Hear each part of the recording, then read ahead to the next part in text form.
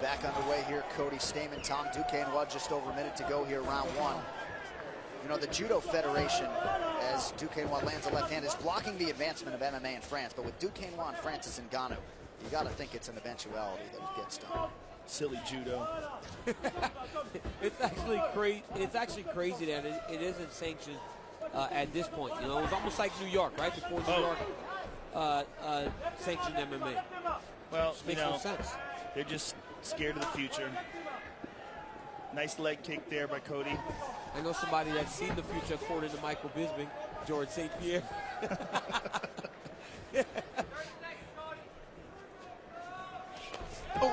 Good left hand from Duquesnoy, at least partially got through. Yeah, and Cody shook his hand no, which almost always means yes. Yes, it does.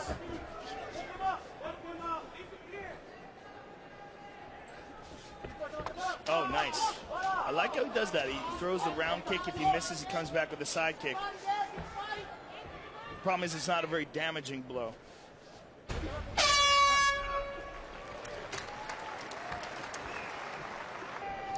Keeping it short, concise, maximizing those 60 seconds. Overhand lands for Stamann.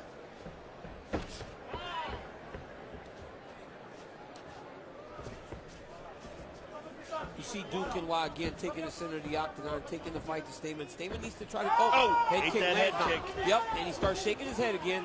And like you said, Joe, when you say no, that means that it actually landed. But it's like the pressure doesn't stop. Duquesnoy is constantly forward, constantly chasing after Stamann. Stamann keeps checking the jumbotron or the screens. I'm not sure if he's looking at the fight clock less than a minute into the round or what. It was very early, John, when he did it the first time. He did it a minute into the fight. Yeah, in the first, you're right. Yeah. Maybe he's got a strategy as far as like when to go for the takedown each round. Yeah, a lot of fighters certainly do that, especially late in rounds. Well, don't forget, over to pay-per-view, the UFC Interim Lightweight Championship on the line. Tony Ferguson versus Kevin Lee. And, of course, Demetrius Johnson trying to make history with an 11th straight defense against Ray Borg. It all goes down from Vegas, top of the hour, UFC 216. You can order it right now on pay-per-view. Just the pressure of Duquesnoy. You never are allowed to feel comfortable. He's constantly got you backing up, throwing punches, kicks, and there was a lead elbow. Yeah. And so he's mixing everything up.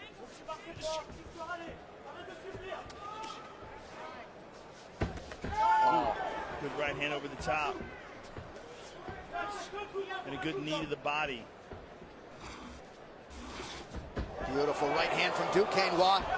Maybe switching stances, confusing Stamann a little bit. 3 minutes to go in round two of a possible three. You know, Duquesnoy has trained here for 4 years now, as you said earlier, John, but during this entire training camp, his head coach from France actually was at Jackson's the whole time to train with him down in Albuquerque. So staying real true to his roots and his original coaches too, you know? Yeah, his longtime head coach, Bourama Traore.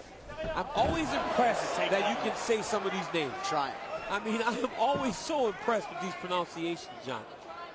Duquesnoy looking to set up a triangle, and Cody shook it off. But Duquesnoy showing really, really good leg dexterity and flexibility. Only man to beat Tom Duquesnoy, Mr. Finland, Makwan Amirkhani. That was back in 2013 due to a Bravo choke, and it was only the 5th pro fight for Duquesnoy. A couple takedowns on 4 attempts for Cody Stamann. This is what Stamann needed to do, though. This is the type of fight that he needs this to be, where he's in control from the top position, landing punches and just slowing down Tommy D.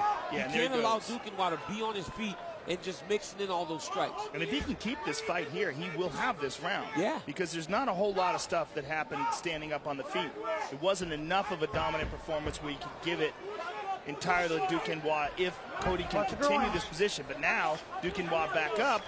He has an opportunity. Should have changed levels back down to the legs there. Well, he should have kept him down. Yeah, nothing. I mean, if he could have.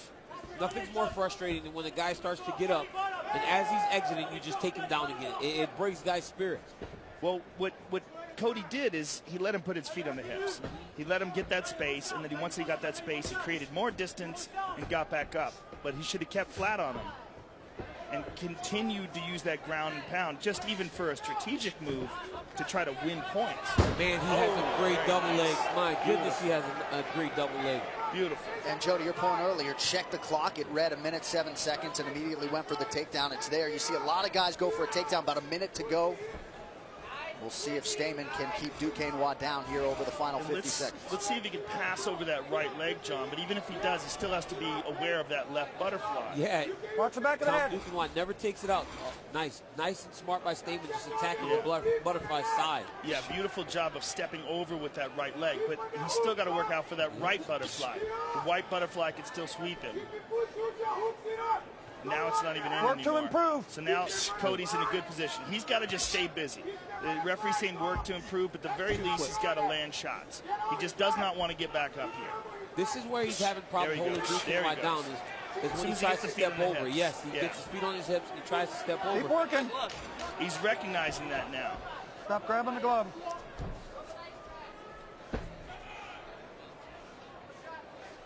There you go. Isn't anything overwhelming. We haven't seen Cody rocked. We haven't seen him cut open and battered. So it's been closer on the feet than it has been on the ground. Yes. When it gets to the ground, Cody's been able to dominate him and beat him up, especially at the end of that second. Yes, Cody's doing a really good job of actually timing takedowns when Tom throws extended combinations. Like when the combination's too long is when Stamann changes levels and drives through him with that beautiful double leg shot. And I think it's what we were talking about earlier, that Cody, oh, there's a nice high kick. That Cody is still threatening on the feet. He's not helpless on the feet. He's keeping Tom honest, and because of that, that's how he's able to get those takedowns. Well, cardio should not be an issue. Both guys have championship experience outside the UFC. Stamann has gone the full 25 minutes twice in his career. And Cody's got to be coming into this third round with a lot of confidence as well. Yep. Knowing that he can get the takedown not once but twice in that second round, and knowing that he's been able to really land some very good shots from the top position. And getting some good shots off standing up as well. And that's what makes it more dangerous for Tom. Tom switched stances to southpaw for a second there, and I think it would benefit him if he fought longer from that position if he's comfortable, because the double leg comes from conventional. Stamann isn't changing his stances. Stamann's a double leg guy with his left leg in front. That would force him to shoot singles, and it would be tougher for him because most of his takedowns come off of his power, his athleticism, and his explosiveness. Oh, nice head kick by Stamann. And again, Stamann threatening on the feet, which makes the wrestling all that more effective. Nice left hook by Stamann and a high kick. Looked like Duquesnoy mixed in an elbow there, but Stamann giving Duquesnoy a taste of his own medicine. Pressuring forward here, 2.5 minutes to go in round 3. And then as you get closer, John, like you guys talked about earlier, watch the takedown attempt will come as you get closer to the end of the round. Stamann also talked about having a full training camp for this fight, which he certainly did not for Terrion Ware. Had a couple weeks, if that.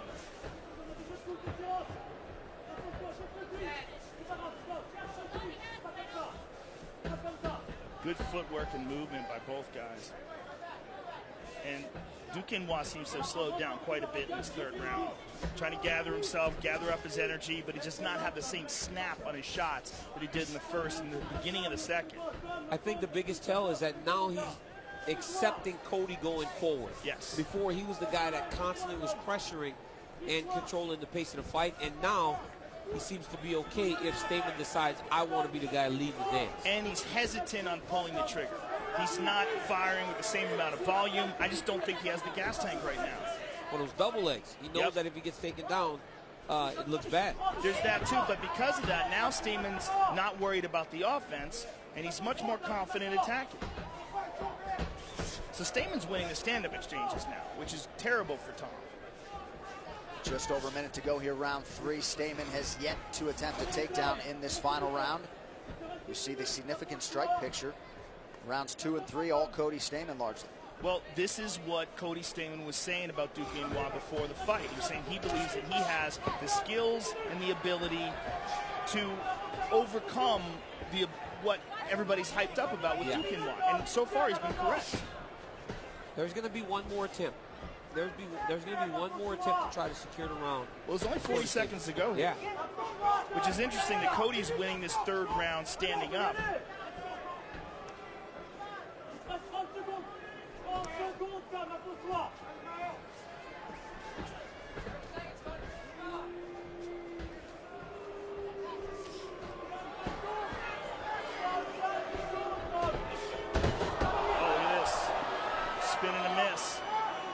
a good time to be on your back. Nope.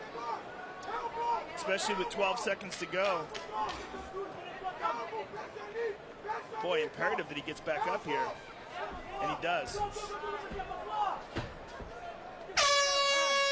Course of the fight, just leading with elbows and kind of hiding the left high kick. Early in the fight, Duquesnoy had a lot of success with that, but Stamann was answering with takedowns. I think the takedowns were a huge factor in this fight, particularly in the second round, and I think they kept Tom Duquesnoy from being effective in the for a decision. Rick Winter scores the contest. 29-28, Stamann. Chris Lee scores the contest. 29-28, Duquesnoy. And Marcus Rosales scores it 30-27 for the winner by split decision, Cody the Spartan Stamann. So Cody Stamann gets it done by split decision. He extends his